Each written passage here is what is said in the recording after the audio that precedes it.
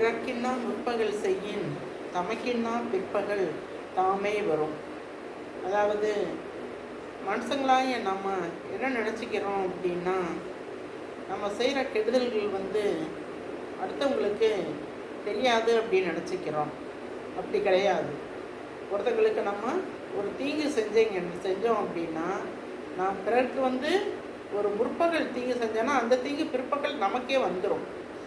அதாவது அரசு அன்னு கொள்ளும் தெய்வம் நின்று கொள்ளும் என்பது அந்த காலம்.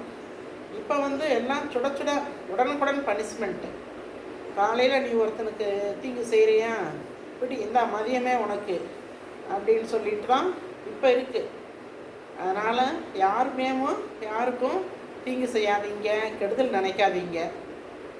நம்ம செய்கிற பாவம் நம்ம செய்கிற அடுத்தவங்களுக்கு நம்ம செய்கிற கெடுதல் நம்ம தலைமுறையோட போகிறதில்ல, நம்மளோட போகிறதில்ல. நம்ம பெற்றோர்கள் செய்த பாவம் பிள்ளைகளையும் செய்கிறோம் அப்படிங்கிறாங்க.